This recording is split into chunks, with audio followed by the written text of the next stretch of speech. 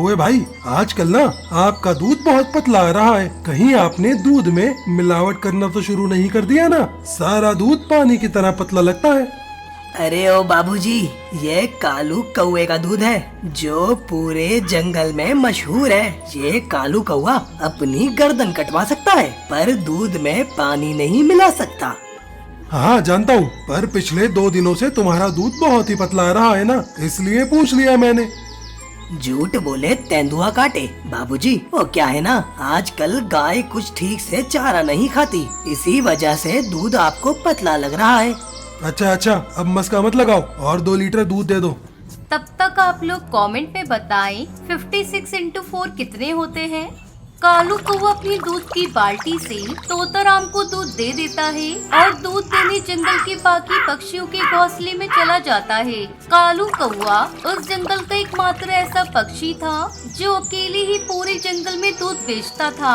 कालू कौवे का दूध इतना मशहूर था कि जंगल का हर पक्षी उसी से दूध लेता था। शाम होते होते कालू कौवा पूरे जंगल में दूध बेचकर अपने घोंसले में आता है। आप आ गई जी? हाँ जी, आ गए हम। अच्छा बैठिए, मैं आपके लिए भोजन की व्यवस्था कर देती हूँ। टुनटुनी चिड़िया भोजन निकालने लगती है। इधर कालू कौवा अपनी गाय के पास आता है और उसे चारा डालता है। कालू कौवे के पास केवल एक ही गाय थी, फिर भी वो पूरे जंगल के पक्षी को दूध बेचता था। अब गाय से तो इतना दूध निकलना तो असंभव था। मेरी प्यारी गाय, आखिरकार हम दोनों मिलकर जंगल के सारे पक्षियों को बेवकूफ बना ही रहे हैं। मैं तुम्हारे दूध में जो पानी मिलाता हूँ उसके बारे में आज तक किसी पक्षी को पता नहीं चल पाया है। बस तुम हर रोज मुझे इसी तरह दूध देती रहना और मैं उस दूध में ढेर सारा पानी मिलाता रहूँगा। फिर देखना, एक दिन मैं इस जंगल का सबसे धनी पक्षी बन जाऊँगा। कालू कौवा बड़ा ही लालची किस्म का पक्षी था। वो अकेले ही ऐसी साजिश रचे जा रहा था जिसके बारे में उसकी पत्नी टुनटुनी चिड़िया को भी पता नहीं था। पर वो कहते हैं ना कि बुराई और लालच पक्षी को अंधा बना देता है। यही हाल कुछ कालू कौवे का भी था। वो लालच में आकर अपने 7 लीटर दूध में रोज 5 लीटर पानी मिलाने लगा था। चलो गाय, अब मैं सोने जा रहा हूँ। अब हर रोज की तरह कल सवेरे भी 7 लीटर दूध दे देना ताकि इसमें मैं 5 लीटर पानी मिला सकूँ। ये कहकर कालू कौवा अपने घोंसले में सोने चला जाता है। देखते ही देखते रात बीत जाती है। अगले दिन सूरज निकलने से पहले ही कालू कौवा अपनी गाय का दूध धो लेता है। उसकी गाय आज भी रोज की तरह 7 लीटर दूध दे देती है। अरे कोई देख तो नहीं रहा ना मुझे?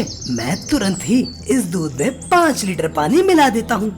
कालू कौवा 7 लीटर दूध में जल्दी से 5 लीटर पानी मिला देता है। आज उसकी गाय ने इतना गाढ़ा दूध दिया कि 5 लीटर पानी मिलाने के बाद भी दूध में गाढ़ापन ही नजर आ रहा था। अरे ये दूध तो अभी भी गाढ़ा दिख रहा है। लगता है आज गाय ने कुछ ज्यादा ही गाढ़ा दूध दिया है। चलो अच्छा ही है, मैं इस दूध में और 3 लीटर पानी मिला देता हूँ ताकि मेरा दूध और ज्यादा हो जाए। अपने दूध के गाढ़ेपन को देखकर लालची कालू कौवे के मन में और ज्यादा लालच आ जाता है और वो 3 लीटर पानी और लाता है और उसे दूध में मिलाने लगता है। तभी उसकी पत्नी टुनटुनी चिड़िया घोंसले से कालू कौवे को दूध में पानी मिलाता देख लेती है और वो तुरंत ही कालू कौवे के पास आती है। सुनते हो जी, आप ये क्या कर रहे हो? आप दूध में पानी मिला रहे हो? अपनी पत्नी को देख कालू कौवा एकदम से घबरा जाता है। अरे बाप रे, लगता है इस टुनटुनी ने मुझे दूध में पानी मिलाते देख लिया है। अब तो मेरी चोरी पकड़ी गई। मैंने आपसे कुछ पूछा है, आपने इस दूध में पानी क्यों मिलाया है? अरे टुनटुनी, धीरे बात करो, कहीं किसी पक्षी ने बात सुन लिया ना तो कोई भी जंगल का पक्षी मुझसे दूध नहीं लेगा। आप इस जंगल के सारे पक्षियों को इतना बड़ा धोखा दे रहे हो। दूध में पानी मिलाना अच्छी बात नहीं है। आप पक्षियों के साथ खिलवाड़ कर रहे हो, उन्हें झूठ बोलकर ये पानी वाला दूध बेच रहे हो। अरे बेवकूफ, अगर मैंने दूध में पानी नहीं मिलाया तो हम पूरे जंगल में पक्षियों को कैसे दूध बेचेंगे?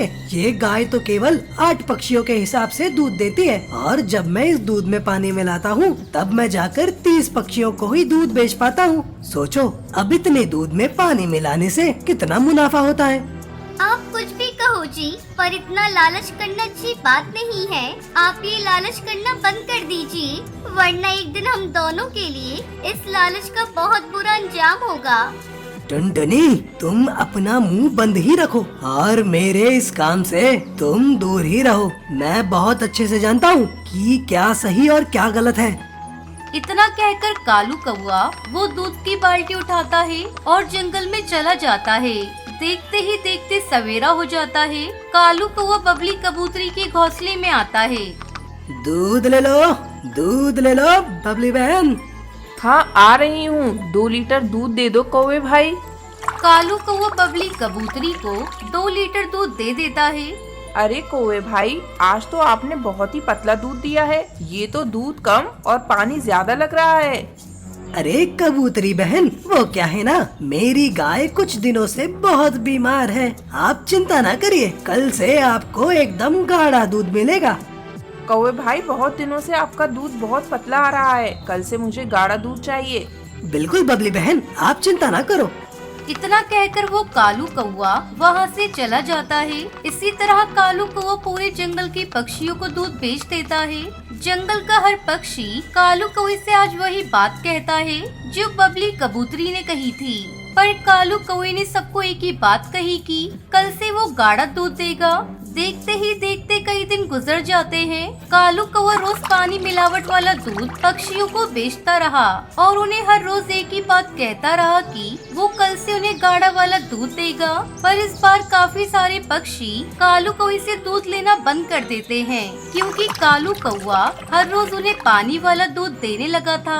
अब कुछ ही पक्षी कालू कौए से दूध लेने लगे, पर उन्होंने भी उस कालू कौए को वार्निंग दे रखी थी कि वो उन्हें कल से गाढ़ा वाला दूध ला कर दे। कालू कौए का इस बार आधा ही दूध बिक पाया था। कालू कौआ निराश होकर आधा दूध वापस लिए अपने घोंसले में आता है। क्या हुआ जी, आप इतने निराश क्यों लग रही हो? क्या बताऊं टुनटुनी, इस जंगल का हर पक्षी मुझसे दूध लेता था, पर अब तो हर पक्षी ने मुझसे दूध लेना ही बंद कर दिया है। वो सब कहते हैं कि मैं दूध में पानी मिलाता हूँ। अब जो पक्षी बचे हैं उन्होंने भी मुझे वार्निंग दे रखी है कि अगर कल से गाढ़ा दूध नहीं मिला तो वो मुझसे दूध लेना बंद कर देंगे। जी, मैंने तो आपको पहले ही कहा था कि लालच बुरी बला है। अभी भी मौका है, ये दूध में पानी मिलाना बंद कर दो और जो बच्चे कुछ पक्षी तुमसे दूध ले रहे हैं उन्हें बिना पानी का दूध दो। इसी में हमारी भलाई है। तुम सही कहते हो टुनटुनी, अब से मैं कभी दूध में पानी नहीं मिलाऊंगा, ना लालच करूंगा। दोनों अपने घोंसले में सो जाते हैं। अगले दिन सवेरे कालू कौआ बिना पानी मिलाए दूध बेचने चला जाता है और कम दूध बेचकर अपना जीवन खुशी खुशी बिताने लगता है।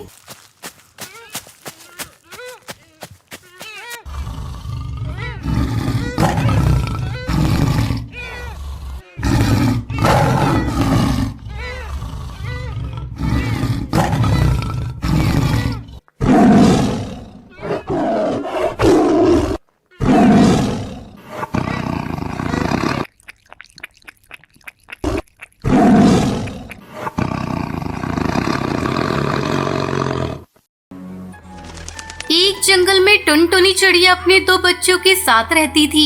उसका पति कालू कौआ अपने खेत में आम की खेती करता था। आम बेचकर उसे अच्छी कमाई हो जाती थी, जिससे उसका पूरा परिवार खुशी से अपना जीवन बिता रहा था। एक दिन टुनटुनी अपने पति से कहती है, अरे पिंकी के बापू, मैं सोच रही थी इस बार नए साल भी अपने बच्चों को लेकर कहीं बाहर घुमाने चलते हैं। हाँ पिताजी, मेरी सारी सहेलियाँ नए साल की पार्टी मनाने शहर जा रही हैं। आप भी हम लोगों को लेकर शहर चलिए ना। नहीं बेटा, तुम्हें पता है ना, शहर में महामारी फिर से फैलने लगी है। ऐसे में पार्टी करना ठीक नहीं। ऐसा करो, तुम लोग इस साल घर में रहकर ही नया साल मना लेना। तब तक आप लोग कमेंट पे बताएं 56 × 6 कितने होते हैं।